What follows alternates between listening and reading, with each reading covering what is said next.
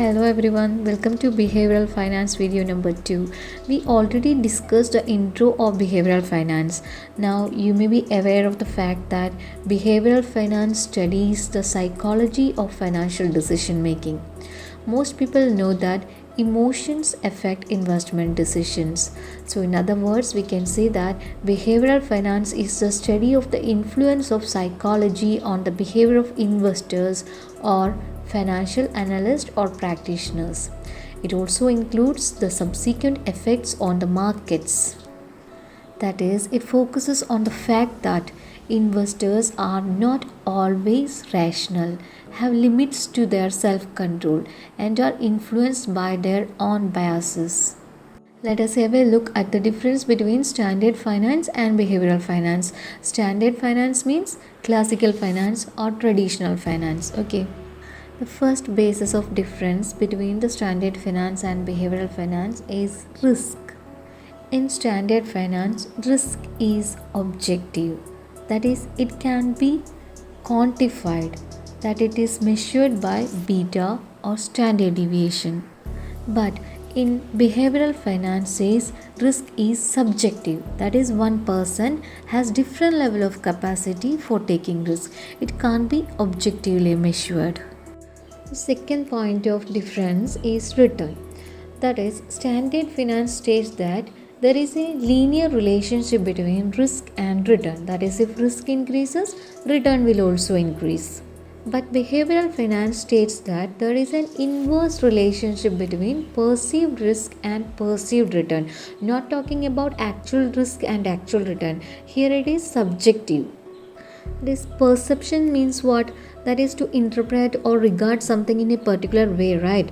So perceived risk is the uncertainty a consumer faces when he is buying a particular expensive item. It may be functional risk, social, financial, physical, or time risk.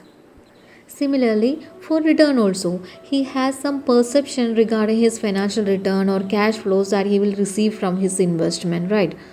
So, behavioral finance focuses on the important cognitive factors and emotional influence during the judgment and decision making process by individual groups, organizations, etc. So the point is, standard finance that is focuses or that emphasizes the quantitative aspect of risk and return. And assures a positive correlation between the return and risk, whereas behavioral finance focuses on the qualitative features of risk and to explain and tries to explain a negative correlation between this risk and return. Clear? Next point is investors' behavior. Standard finance says the behavior of investors, that is the decision makers, is rational, whereas behavioral finance assumes that the behavior of investors is irrational. With regard to decision, standard finance says the decisions will give a consistent result, that is 2 plus 2 is equal to 4 effect always, that is consistent result.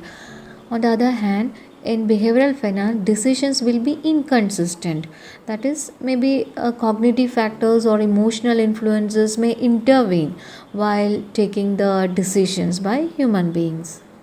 Next point is utility. That is standard finance, that theory is based on maximizing the utility, but in behavioral finance it assumes people do not try to maximize utility, they simply just try to satisfy. The last point is information. Standard finance says there is no information asymmetry, that is equal information dissemination. That is, investors are aware of all information, that is they have the availability of all information. But in the behavioral finance, there is information asymmetry, that is everybody has unequal information. Let's discuss the need of behavioral finance. Standard finance models don't offer any kind of explanations for the crashes and bubbles which has happened in the financial markets. Take the example of dot-com bubble in 2000. It's also known as the internet bubble.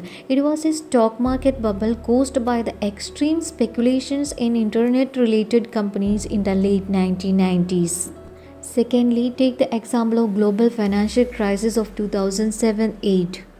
It's also known as global financial crisis. It was the severe worldwide financial crisis which was the most severe recession since the Great Depression 1929. The primary cause for the global financial crisis 2007 was the deregulation in the financial industry.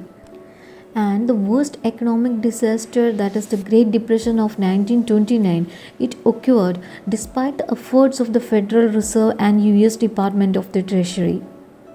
So it was identified that traditional financial models always disappoint in predicting the market. Here lies the importance of behavioral finance. Origin of behavioral finance traced back to 1980s.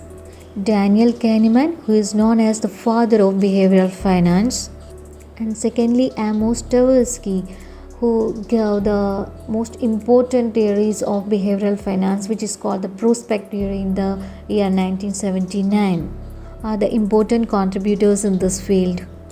Another important contributor to this field is Robert J. Shiller, who received the Nobel Prize in the year 2013.